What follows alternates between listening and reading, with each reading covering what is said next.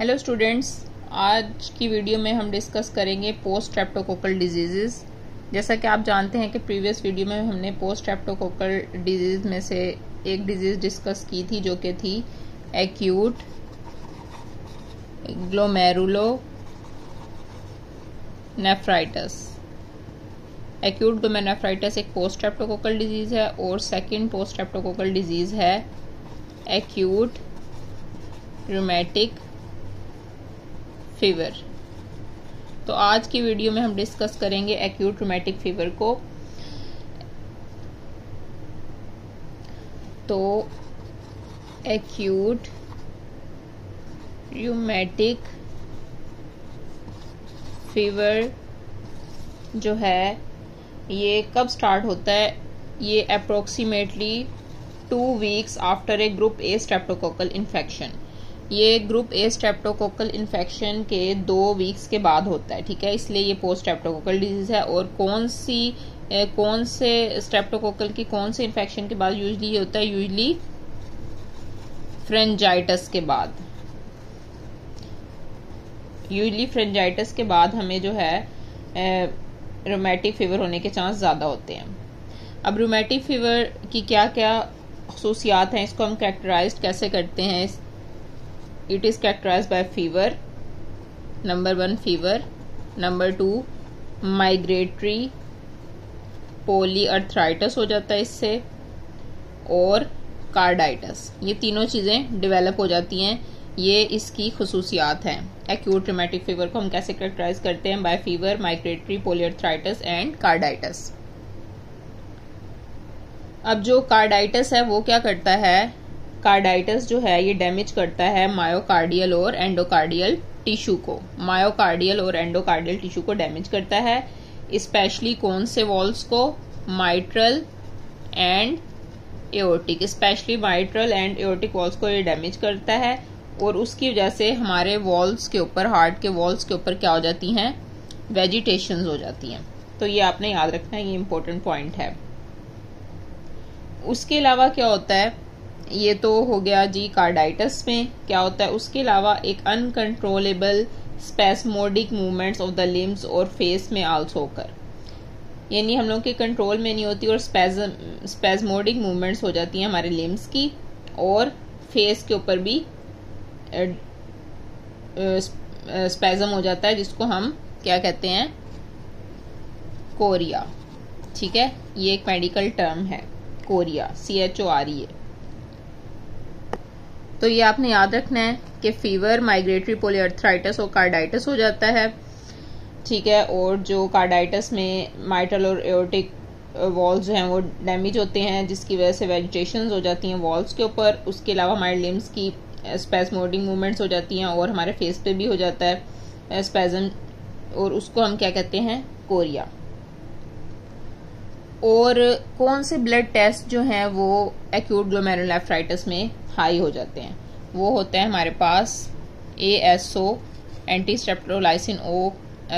इस एंटीबॉडी के titres high हो जाते हैं। और उसके अलावा हमारा जो है ESR, erythrocyte sedimentation rate elevate हो जाता है। अब आपने ये बात याद रखनी है कि group A streptococcal skin infection जो है वो रूमेटिक फीवर कॉज नहीं करते, ये याद रखना है, ठीक है। जो हमें ग्रुप ए स्ट्रेप्टोकोकाई से जो स्किन इन्फेक्शन होते हैं ना, उसके बाद रूमेटिक फीवर नहीं होता। जो फ्रेंजाइटिस का इन्फेक्शन होता है ना, उसके बाद रूमेटिक फीवर होने के चांसेस ज्यादा होते हैं। You know that most cases of pharyngitis caused by group A streptococci occur in children age 5 to 15 year। Pharyngitis के जो मोस्टली केसेस हैं ना, वो 5 to 15 years के चिल्ड्रन के अंदर नजर आते हैं, फ्रेंजाइटिस के, जो कि ग्रुप ए स्ट्रेप्टोकोकाई काज करता है।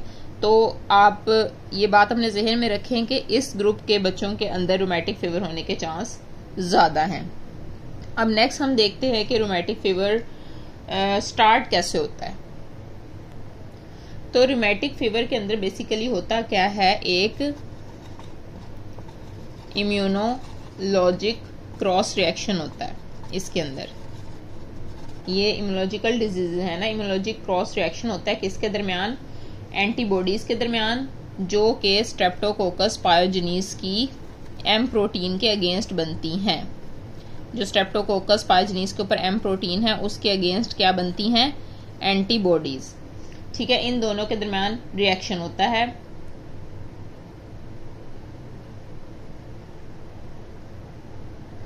सॉरी, ये जो एम प्रोटीन के अगेंस्ट एंटीबॉडीज बनती है ना, स्ट्रेप्टोकोकस पायजनीस की एम प्रोटीन के अगेंस्ट एंटीबॉडीज बनती हैं, उनका रिएक्शन होता है जो प्रोटीन्स हमारी जॉइंट, हार्ट और ब्रेन टिश्यू की सरफेस पे होती हैं उनके साथ। कहाँ पे होती हैं, joint, heart and brain tissue, ये आपने याद रखना है। प्रीवियस मैंने थोड़ी सी मिस्टेक की है, तो उसको आप क्लियर कर लें कि जो एंटीबॉडीज स्ट्रेप्टोकोकस पायजनीस की एम प्रोटीन के अगेंस्ट बनती है उसका क्रॉस रिएक्शन होता है जो एंटीबॉडी हमारी जॉइंट्स, हार्ट और ब्रेन टिश्यू की सरफेस पे होती है उनके साथ।